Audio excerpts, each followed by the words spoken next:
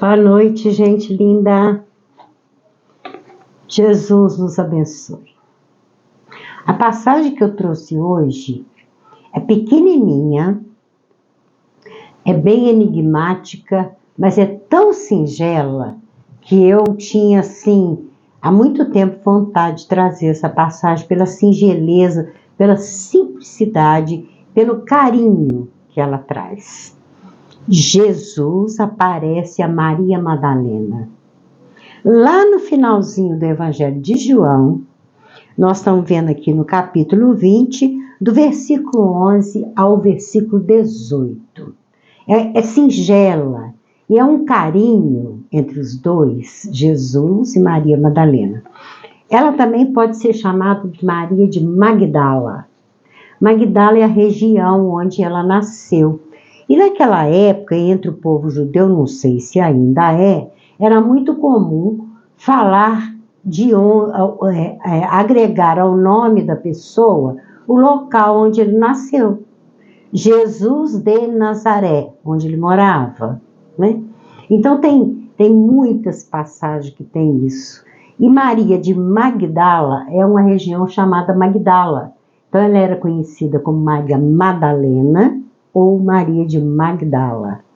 Ela, bastante discriminada pelos apóstolos, porque ela se tornou seguidora de Jesus, a única mulher no meio daqueles 12 apóstolos e daqueles quase 100 discípulos, fora a multidão, né? Ela era a única mulher. O que aconteceu com ela? Todo mundo conhece a história dela, que é belíssima. Ela é aquela mulher que ia ser apedrejada por aquele monte de homens. Eu já trouxe essa passagem. E Jesus, então, eles perguntam a ele: a gente deve apedrejar ou não? O que ele fala? Aquele que não tiver pecado, atira a primeira pedra. Joga a pedra nelas, se vocês são tão puros que não tem pecado. Não teve no meio daquela roda de homens que apedrejou Maria. E o que ela faz?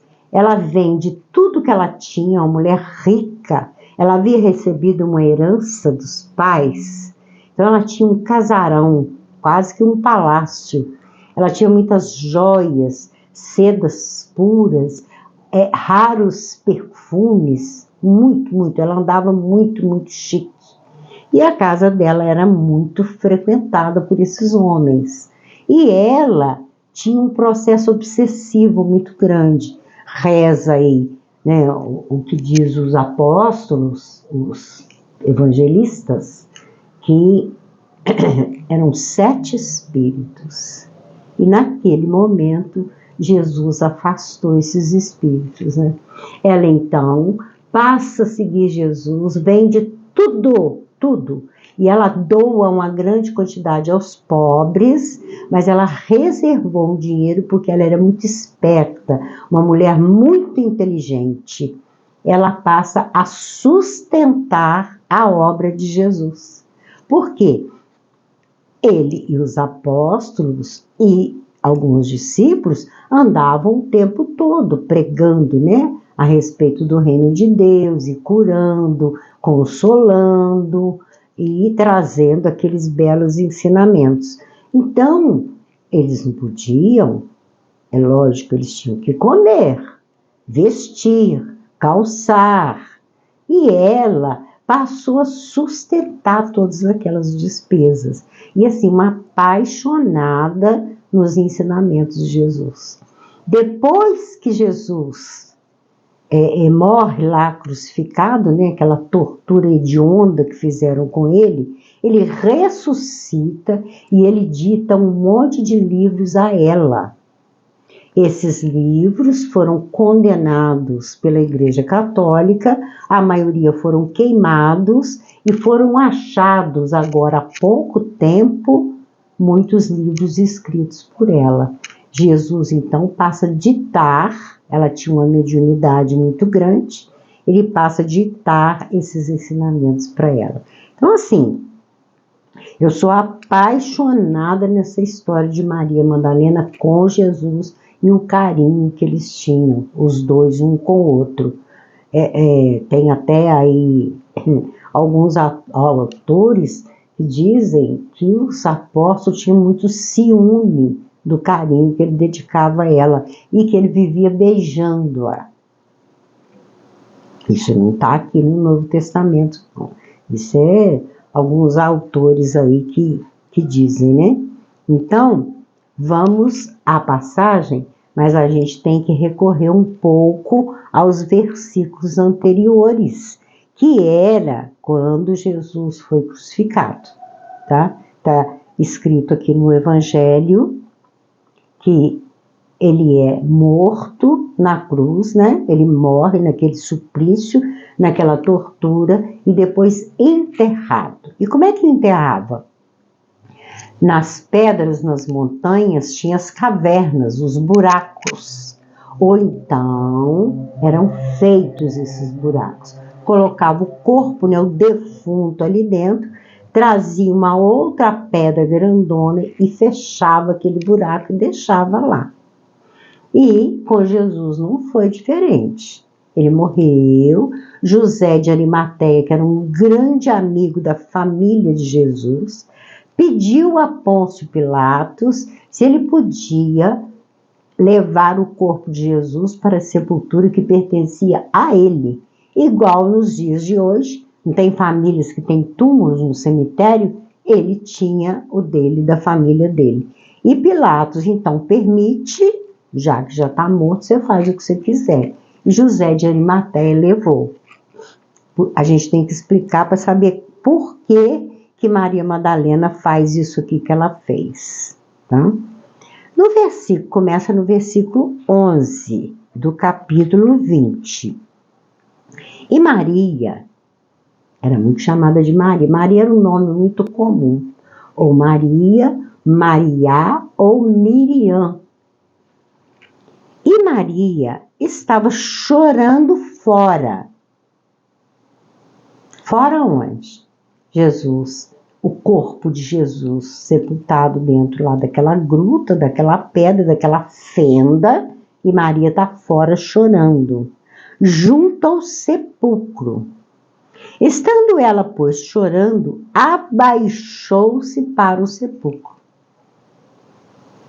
Ela abaixa, com certeza, a fenda tinha que abaixar, né, para o sepulcro. Ela quer olhar lá dentro. E viu 2 anjos vestidos de branco, assentados onde jazera o corpo de Jesus. Um à cabeceira e o outro aos pés. Já estava o corpo, não estava mais. Essa palavra a gente vê muito em túmulos. Aqui jaz fulano de tal, não é assim? Então, onde jazer é porque já não estava mais. E ela está ali chorando e ela vê esses 2 anjos. Gente, vocês já se perguntaram nessa passagem? Porque eu já me perguntei. Como que ela sabia que eram 2 anjos? Será que eles estavam de asa? Será que eles tinham coroa? Será que eles tinham uma aparência transparente? Ou será que ela usou a mediunidade dela de vidência, de clarividência, e ela viu aqueles 2 anjos? 2 espíritos desencarnados, um à cabeceira e outro aos pés, daquela pedra onde haviam deitado Jesus. Como que será isso aí? Eu me perguntei. Então, eles disseram-lhe, mulher. Gente, esse termo mulher eu já expliquei em outra passagem, quando Jesus chama a mãe dele de mulher. É aquela das bodas de Caná, quando ele pergunta, que tenho eu contigo, mulher? Era muito comum. Nós aqui no Ocidente é que nos ofendemos. Mas eu acho até bonito chamar a mulher de mulher. E era muito comum. Então, é perguntado, eles perguntam, disseram para ela: por que choras? Por que você está chorando? Você veio aqui buscar o quê? Você veio buscar o corpo? Você está chorando porque o corpo morreu? Ou você veio atrás do espírito que não morre? Por que você está chorando? Ela lhes disse: porque levaram o meu Senhor e não sei onde o puseram. O que Maria foi fazer ali? Ela foi preparar o corpo de Jesus. O povo judeu tinha, ou tem, não sei, a mania, né, de preparar. Se bem que aqui no Ocidente também tem. Mas eles tinham ervas, óleos que passavam em todo o corpo, benzendo, né, purificando o corpo para o sepulcro. E como ele havia sido crucificado, não se podia fazer isso lá, naquele monte onde ele foi crucificado. Ela então leva essas, como que eu vou chamar, gente? Esse medicamento, vamos dizer assim, essas porções para poder preparar o corpo de Jesus. Então, ela está chorando porque ela não encontrou o corpo mais ali. Porque levaram o meu Senhor e não sei onde o puseram. Cadê o corpo dele? Cadê? Né? Então, tendo dito isso, voltou-se para trás.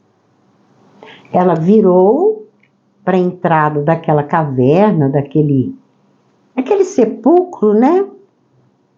E viu Jesus em pé. E não sabia que era Jesus.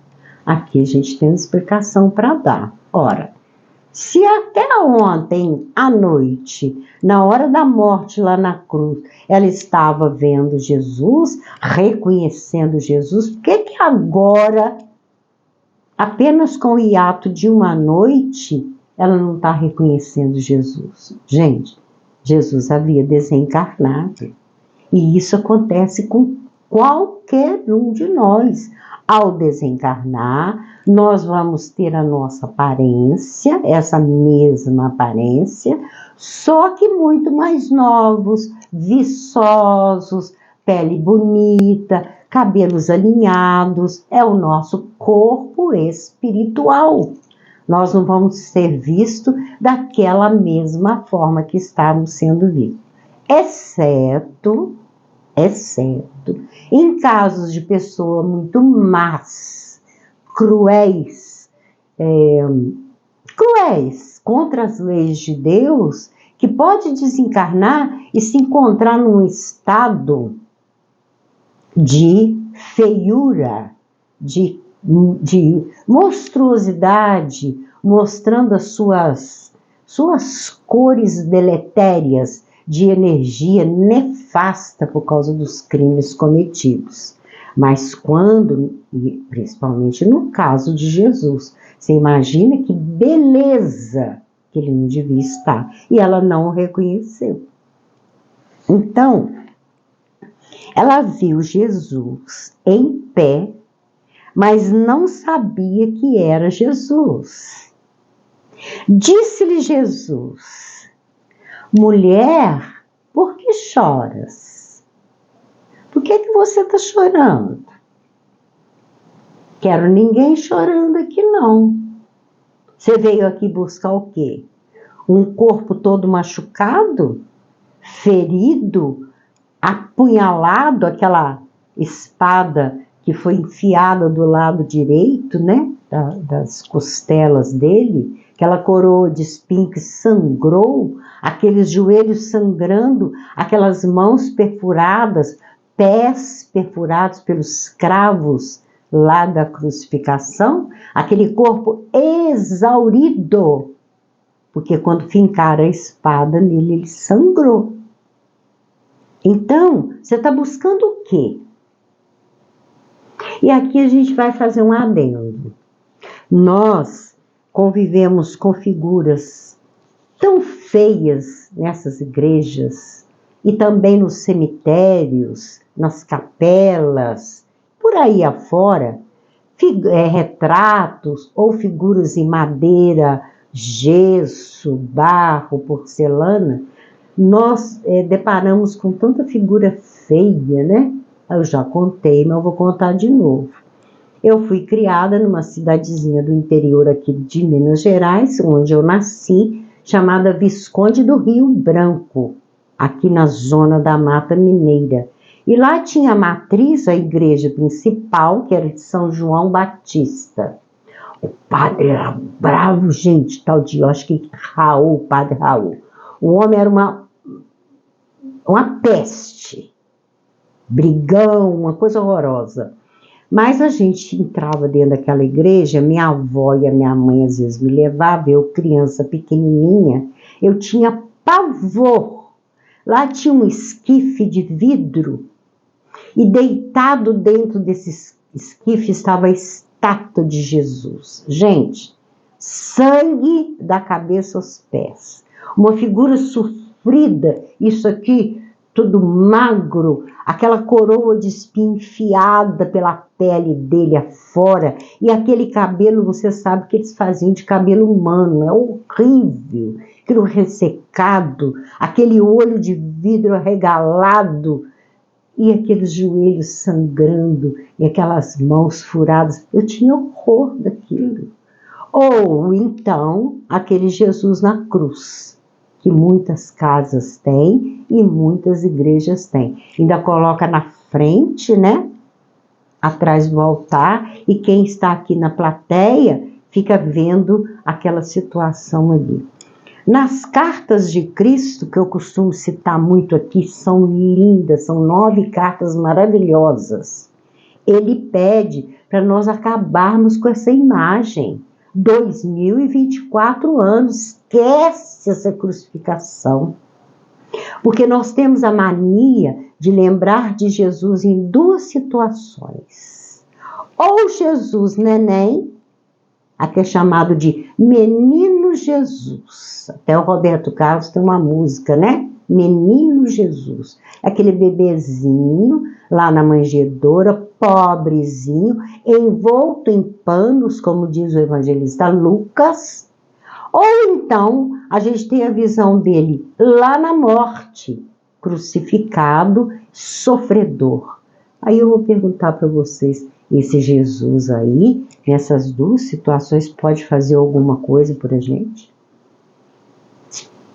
Cadê esse ato, essa curva de ensinamento do nascimento até a morte? Cadê? Cadê o ensinamento dele? A gente fixa nesses 2 momentos. É o Natal e a Semana Santa, que é sofrimento do primeiro ao último. Nessa cidade que eu estou dizendo para vocês, tinha a tal da procissão. Então era aqueles andor, né? É andor que chama, que botava aqui no ombro, os homens iam andando com aquele passo cadenciado e aquela imagem ia fazendo assim, ó. Aquilo dava um medo, aquele olho de vidro regalado com aquele cabelo esgandanhado, horrível, horrível. Tinha uma tal de uma procissão do encontro, que encontrava Maria, a imagem, né? E a imagem de Jesus, aquilo era sofrimento puro, a gente chorava. Gente, vê se Jesus precisa disso. Vê? Nós, que somos aqui atrasados, a gente procura esquecer certas épocas da nossa vida, traumas de infância, ficar relembrando aquilo. Você imagina Jesus, 2024 anos, em que a gente insiste em todo ano ficar celebrando ou o nascimento de Jesus com muita bebida, muito presente, muito gasto, esse Natal que é mais materialista do que tudo, ou chorando lá no enterro dele, no encontro com a mãe dele. É para chorar, é para sofrer, né? Então, é uma das cartas que eu não me lembro qual, uma das primeiras. Ele pede, para com isso, para de ficar relembrando a minha morte, daquele corpo que não tem mais nada a ver comigo. Imagina onde está Jesus agora, né? Então, é o que ele pergunta para ela: que buscas? Por que choras? Você está buscando o quê? Imagina a morte para Jesus. Representou nada, nada. Se ele quisesse, ele teria saído daquela cruz ali sem passar por aquilo, nem ser crucificado. Ele foi porque ele quis. Então, por que choras? Quem buscas? O corpo? Você vai fazer o que com o corpo? O que você vai fazer com o corpo? Nessa carta de Cristo, ele fala o que eu faria com um corpo no mundo espiritual, arrastando um corpo de carne. Então, ela cuidando que era o hortelão, e eu fui procurar o que é um hortelão. Um hortelão é aquele que planta horta ou jardim. Com certeza, havia ali um hortelão que cuidava das plantas, porque sabia que cemitério dá muita planta? É a terra mais adubada que existe, o cemitério, gente. É onde dá muita planta bonita. Hoje nem tanto, né? Porque os cemitérios são saqueados, as pessoas pisam tudo por ali, e não tem mais lugar de tanto túmulo, de tanta cova, né? Então, ela cuidando, ela achando que era hortelão, a figura de Jesus, disse-lhe, olha, era tão humano, né? Aquele corpo, aquela aparência dele para ela era tão humano que ela achou que era o jardineiro do cemitério. Então, você veja bem o que foi que ela viu. Ela não viu um ventinho, uma fumaça, uma coisa etérea, um fantasma. Não, ela viu um corpo. Disse-lhe, Senhor, se tu o levaste, dize-me onde o puseste e eu o levarei. Foi o Senhor que levou o corpo?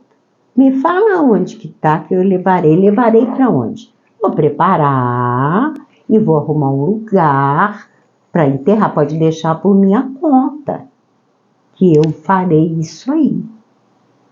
Então, se o Senhor levou, disse-lhe Jesus, Maria. Só isso que ele fala. Maria. Ela voltando-se, ou seja, ela levou aquele susto. Imagina que visão, gente, quando ela viu que era ele. Ela voltando-se, disse-lhe, Rabone. Então, assim, os dois trocam essas duas palavras, mas vocês imaginam os olhares, aquele carinho, ela para ele, a felicidade, a alegria dentro dela. Ela que estava achando que ia chegar a encontrar aquele corpo dilacerado. Jesus, antes de carregar a cruz, ele foi açoitado pelos soldados romanos. Ele levou bofetada. O soldado deu bofetadas nele, porque ele respondeu lá o tal do Caifás. Por que falas assim com o doutor da lei? Pá! Bateu nele. Ele sangra de tanto que eles bateram nele. Então, ela que estava esperando, né? Ai, vou encontrar ele tão sofrido, aquele corpo sofrido. Aí ela vê aquele homem lindo, maravilhoso, bonito. Ele devia estar com os cabelos lindos, a pele lisinha. Ele só fala, Maria, acorda, querida, acorda para as coisas do Espírito, para de procurar matéria. Quantas vezes a gente vê pessoas indo ao cemitério, caindo, que geralmente dia de finados chove para dedéu, né? Chove, escorrega. Eu mesmo já vi tantas pessoas escorregando naquele barro para ir visitar o quê? Ossada. Ossada dentro do túmulo que a pessoa nem vai ver ossada. Gente, uma vez nós tínhamos um trabalho junto aos jovens lá no centro onde eu frequentava e no finados a gente levava os jovens tanto para participar daquele momento, para explicar para eles que não tem nada a ver esse tal de dia de finados, mas também para distribuir mensagens, mostrando que a vida continua. Eles adoravam fazer isso. E eu vi uma senhora com uma bengala, com um sofrimento para subir, um dos meus jovens, né, da mocidade que eu dirigia, até deu o braço para ela subir. Aqui, cemitério sempre tem que ser no morro, né, gente? Ela levando uma sacola. E a gente ficou curioso e fomos ver o que ela ia fazer. Ela subiu lamuriando, falando que todo ano eu visito o meu marido. Olha isso. Isso é um perigo. Isso é um perigo. Porque, de repente, você está chamando aquela criatura que não está bem no mundo espiritual, você está chamando aquela criatura para ir ali naquele cemitério ver restos mortais, de corpo já pensou em decomposição, aqueles bichos comendo aquele corpo lá embaixo da terra? Mas pasme, gente. Sabe o que ela contou pra gente? Ele gostava, não, ele gosta. Ele gosta muito de jabuticaba. Olha aqui, abriu a sacolinha e nos mostrou. Aquela jabuticaba bonita, enorme, pretinha. Ela levando, que ia deixá-la na beirada do túmulo. Os meninos me olharam, eu olhei para os meninos, porque a gente conversava muito a respeito da morte do corpo, da decomposição, o pó volta ao pó, volta à terra, de que é composto, e o espírito não deve estar ali. Não deveria nenhum espírito ficar ali. E a mulher alimentando com a jabuticaba que ele gostava. Estou falando isso porque Maria foi buscar corpo material. Foi.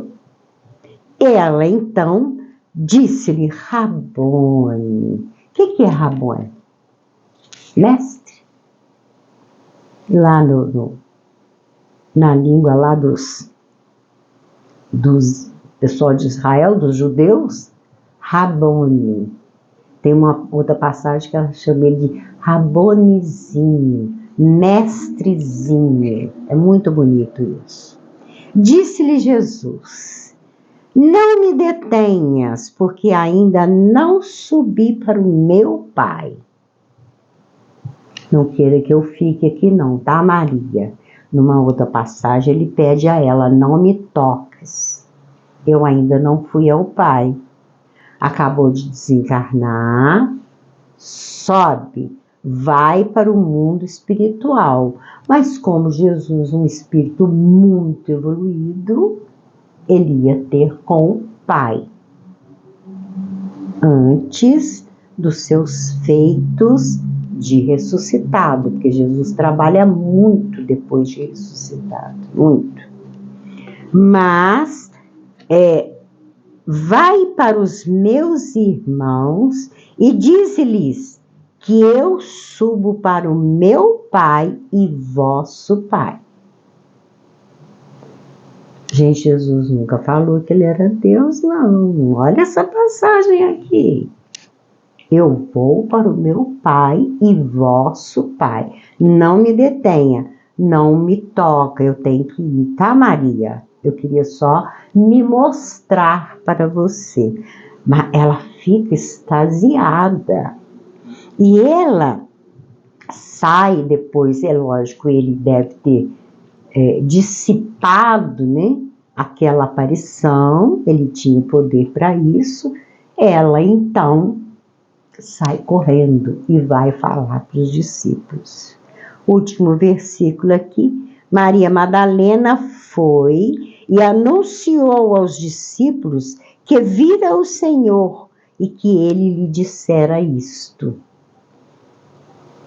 Ela chegou lá e foi falar para os 12. Tem um outro evangelista, que eu não me lembro agora qual, que diz que eles não acreditaram nela, porque eles não gostavam dela. Achavam que ela era fantasiosa e eram machistas, como aquele povo lá o é até hoje. Eles não aceitavam Maria Madalena como discípula de Jesus. Vou colocar meu livro aqui, dá licença, gente. Eles não aceitavam. Então, ela foi e falou para eles, né? Eu vi Jesus. Primeiro eu não reconheci, porque ele estava muito diferente, muito bonito, sem nenhuma marca, sem nenhum sofrimento. Então, ele ainda mandou dizer para vocês que ele está subindo e ele vai para o reino de Deus. Eu ainda não fui. Ele ainda não tinha subido, ele estava por ali. Com certeza, fazendo a desintegração do seu corpo. É uma das teorias. Não estou aqui afirmando não, tá, gente? É uma das. Existe uma outra que o próprio José de Arimateia, no meio da noite, tirou o corpo, isso está nas cartas de Cristo, tirou o corpo e levou para um lugar distante, porque eles tinham medo exatamente dessa coisa do saque, né? Saquear o túmulo e fazer qualquer besteira ali. Então, fica aí na cabeça de vocês que eu não vou entrar nesse mérito. Se ele desmaterializou, explodiu aquele corpo, que devia ser mais do que uma bomba atômica, né, gente? Aquela quantidade de energia que tinha naquele corpo. Tanto é que aquele manto, que eles chamam de manto sagrado, né? Que é o Santo Sudário lá de Turim, ele é o manto que cobria, eles jogavam um pano em cima do rosto, envolviam o corpo em lençóis e jogavam um pano em cima do rosto. Esse pano já foi, assim, demasiadamente analisado e acharam ali o carbono e acharam resquícios de queimadura, como se na hora que explodiu ali alguma luz, alguma energia, marcou, igual tem até historiadores que comparam as marcas que ainda tem nas paredes das casas de Hiroshima e Nagasaki. Com a explosão da bomba atômica ficou marcado. Por exemplo, corpos que foram jogados com a explosão, ao bater na parede, ficou desenhado aquela coisa queimada nas paredes. Foi o que acharam essa coisa parecendo uma explosão, tipo bomba atômica, nesse manto de Turim, nesse lençol, esse lenço que jogavam no rosto. Vocês tiram a conclusão que vocês quiserem, porque é nessa, como é que é? Em briga de cachorro grande, cachorro pequeno não entra. Eu não vou brigar esse respeito. Para mim, ó, tanto faz. Se o corpo de Jesus era fluídico, se o corpo de Jesus era material, tanto faz. Porque o que interessa para mim são os ensinamentos dele e que eu sou apaixonada. Fica aí, então, Jesus aparece a Maria Madalena. Pequenininha passagem, mas eu acho muito singela. Vamos ao presente de hoje? Vocês estão curiosos esperando? Então, o presente combina com o nosso estudo, que é singelo também. Gente, eu ganhei 20 potinhos desse de geleia, já limpinho, higienizado. Potinhos de geleia. Até esqueci a marca da geleia. Eu precisei só tirar as etiquetas. Então tá aí, ó. São potinhos pequenininhos. Eu pintei, fiz bolinha, tá vendo? Esse é bege com marrom e esse é marrom com bege, ó. Tá vendo? Muito simplesinho. e deixei essa parte aqui em vidro para aquilo que você guardar aqui dentro fica visível.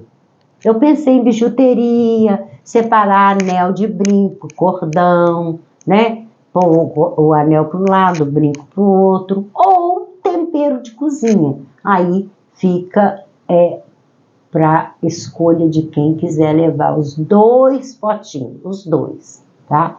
E se preferir outras cores, são 20 potinhos. Tem vermelho, tem verde, tem amarelo, tem colorido, tem de tudo quanto é cor.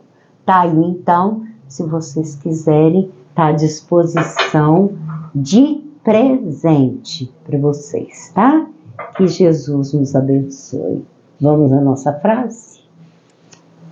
Mas, se vós soubesses o que significa misericórdia quero e não sacrifício, não condenarias os inocentes. Então, Jesus está fazendo uma pergunta. Se vocês soubessem o que quer dizer misericórdia quero, não sacrifício. E Jesus nos ensinando a ter misericórdia. Não condenar os inocentes. Tem tanta gente inocente sendo condenada. Mas é muita. A maioria condenados. Então, Jesus está pedindo misericórdia da nossa parte. Condena as pessoas, não. Condenar as pessoas a viver jogada por aí. Condenar as pessoas a sentir frio. Condenar as pessoas a sentir fome, sede, sem uma moradia, sem uma escola, sem uma roupa adequada, sem higiene, sem tomar um banho. Condenar, bater, fazer guerra, matar, como está essa guerra horrorosa. Israel, 42.000 pessoas, mais da metade são crianças inocentes. Criança não tem nada a ver com guerra, idosos não tem nada a ver com guerra, internado lá no hospital, aí de repente aquela bomba chega e arrebenta aquilo tudo. A guerra de Israel é contra civis, é contra pessoas inocentes. Inocentes. Antigamente, gente, guerra era soldado contra soldado. Israel deturpou tudo. A Rússia também, lá com a Ucrânia. Quantas crianças mortas. Cuidado com isso. Jesus está pedindo misericórdia. Que o Senhor Jesus nos abençoe e que a gente possa refletir em cima dos ensinamentos, da beleza dos ensinamentos do nosso Senhor. Um beijo no coração de vocês.